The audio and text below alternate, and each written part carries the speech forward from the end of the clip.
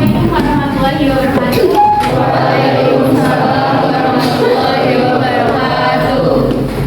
Oke, bagaimana kamu kalian hari ini? Baik, Bu. Yang nggak masuk hari siapa? Satu orang hari ini kita akan mempelajari tentang penginderaan jauh. Nah, tujuan pembelajaran kali ini adalah pendidik dapat mampu mengetahui, memahami, menganalisis tentang penginderaan jauh. Kemudian, pendidik juga dapat menyelesaikan tugas yang ibu telah berikan. Oke, next. Sebelum ke selanjutnya, ibu mau tanya, apa itu penginderaan jauh? Saya tahu nggak? Satu orang atau dua orang? Apa itu penginderaan jauh atau PJ? Boleh searching? Saya Bu. Ya, Abigail. Penginderaan jarak jauh itu kayak teknik untuk mendapatkan informasi tentang permukaan bumi dengan cara mengukur radiasi yang dipantulkan atau dipancarkan dari jarak jauh. Oke, benar. Yang lain? Makasih Abigail. Yang lain ada yang mengatakan? Oke, karena nggak ada lagi, kita lanjut ya. Jadi definisi PJ atau penginderaan jauh menurut Lisan atau Kiefer tahun 1979, penginderaan jauh merupakan ilmu dan seni untuk memperoleh informasi tentang suatu objek atau sesuatu dengan jarak jauh. Jadi intinya penginderaan jauh ini adalah suatu proses untuk merekam atau memperoleh data dengan menggunakan alat atau sensor tanpa adanya kontak langsung dengan objek. Nah, ini definisi secara sederhananya. Nah, di sini juga kalau kita untuk penginderaan jauh kita bisa menggunakan alat. Yang pertama menggunakan pesawat terbang, satelit dan kapal. Nah, contoh penginderaan jauh ini antara lain adalah untuk pengamatan bumi, kemudian satelit cuaca dan pemanah angkasa yang memantau pergerakan planet dari orbit. Nah, ini contoh-contoh dari penginderaan jauh.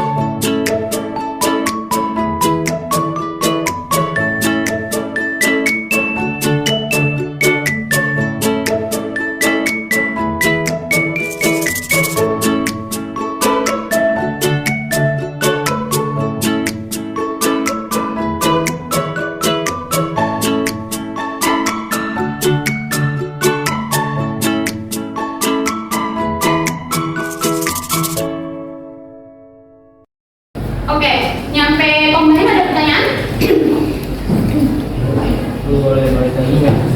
Sensor. Kenapa?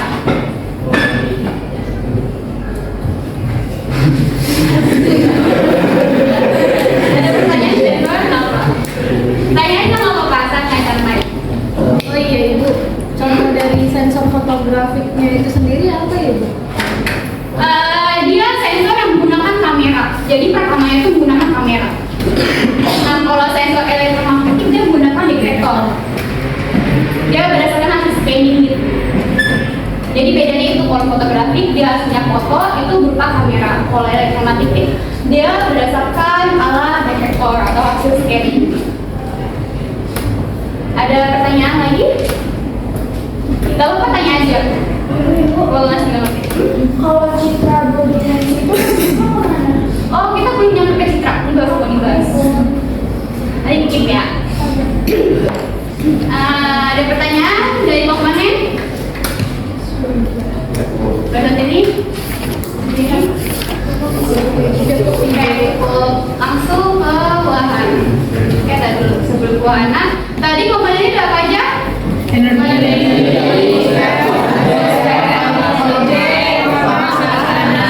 Sensor,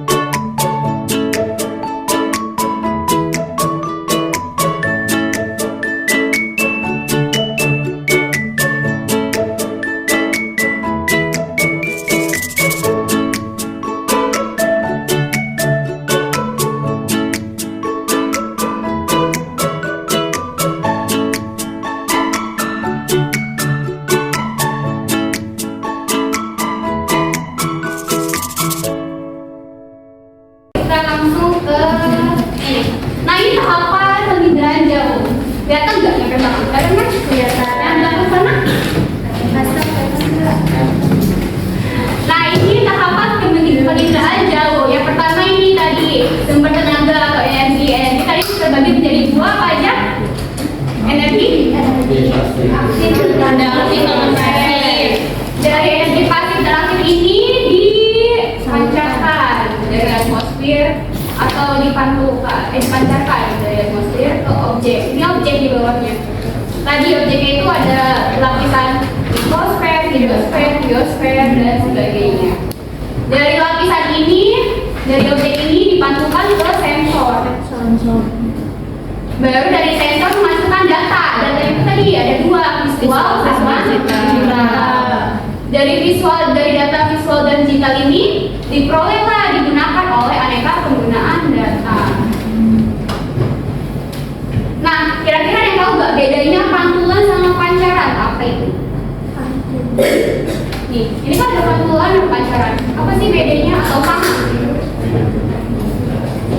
Ini kan ada pantulan sama pancaran. Ada perbedaan nggak dari pantulan dan pancaran? Ada. Ya, siapa yang menjawab? Cowok, kamu menjawab? Saya Bu. Ya, kenapa? Kalau misalnya pantulan itu berarti dia memantul ke atas lagi, ke atas lagi. Kalau misalnya pancaran itu kayak menyinari gitu Bu. Oh iya betul. Jadi kalau pantulan ini dia memantulkan terus balik lagi ke sebelumnya. Kalau pancaran ini cuma ke atas doang. Berarti bedanya itu ya, kalau pantulan dia bisa balik lagi, ada timbal baliknya. Kalau pancaran dia cuma yang memancarkan saja. Bagus. Ya. Cahaya yang diterima pantulan sama pancaran beda atau sama? Sama. Ya. Sama. Biasanya tuh sama, bedanya itu di cuacanya atau di energinya. Kalau misalkan sumber tenaganya ini cahaya mataharinya lebih dulu, itu baru berarti hasilnya tuh berbeda. Jadi tergantung dari sumber tenaganya ini. Makanya disarankan orang-orang tuh melakukan penggiringan jauh tuh cuacanya lagi cerah. Kalau lagi mendung dia hasilnya lagi gelap.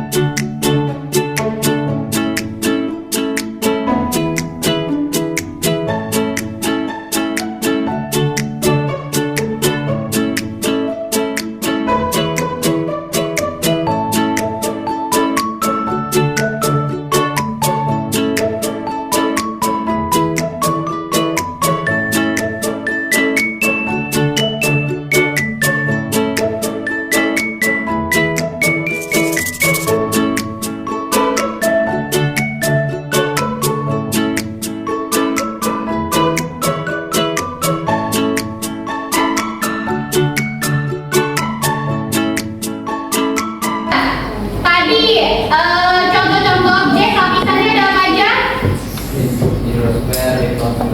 Biosfer. Ya. Alat untuk menginterpretasi citra apa tadi? Terus bahan yang digunakan untuk penginderaan jauh apa aja? Terus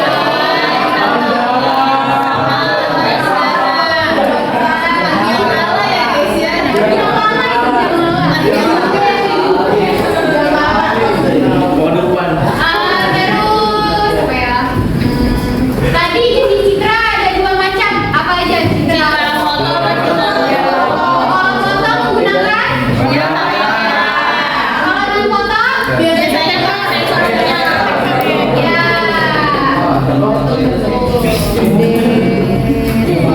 Komponen-komponennya apa aja? Yang pertama, energi kedua, Atmosfer. tiga, objek, keempat, lima,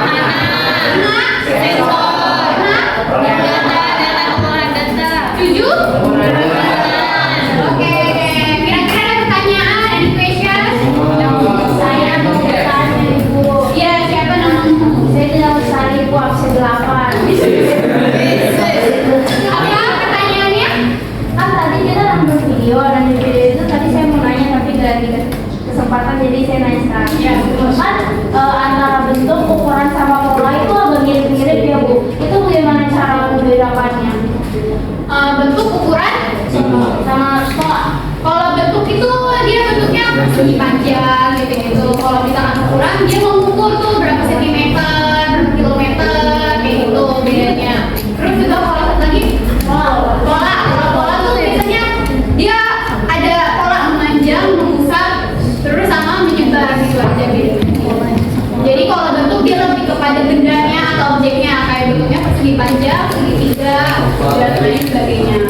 Nah kalau ukuran dia lebih kepada mengukur kuantitatifnya, jadi mengukur kayak kilometer, sentimeternya, volumenya, dan lain sebagainya. Nah kalau pola dia tuh ada jenisnya, jadi kalau yang pola memanjang, mengusap, menyebar. Jadi perbedaannya di situ. Ya. Udah paham? Apa? Siapa namanya? Namanya siapa? Katanya ini. Oke, kalau misal di map ada gini. Iya. Bentuk apa pola?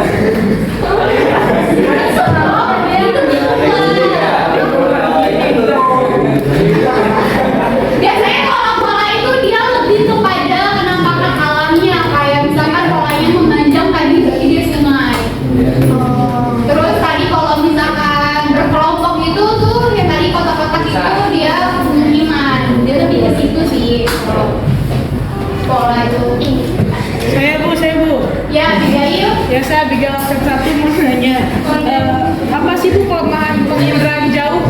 Kelemahannya apa tuh kelemahannya? Penginderaan jauh tuh kelemahannya mungkin lebih kepada saat ininya proses mengolah datanya. Kalau misalkan cuacanya udah mendukung, dia kelemahannya itu tadi datanya tuh dia kurang mendukung, jadi kayak jadi gelap, terus gak cerah. Nah gitu kelemahannya saat prosesnya, proses merekamnya. Itu sih lebih kelemahannya.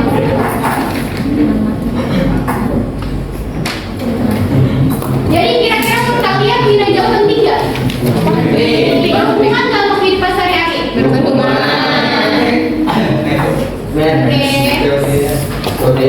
Udah paham materi ini? Ada lagi pertanyaan? Sebelum Beb? Ini itu saja materi hari ini. Mohon maaf apabila mungkin penjelasan ibu tadi kurang kurang maksimal atau kecepatan atau mungkin kalian kurang paham gitu. Mohon maaf ya. Terus juga semoga materi ini bisa paham buat kalian, terus juga bisa bisa paham juga dalam kehidupan sehari-hari. Jadi berapa persen kira-kira pahamnya dengan materi ini? Dari 50 sampai 100. Dari 0 sampai 100. Ya. Oke.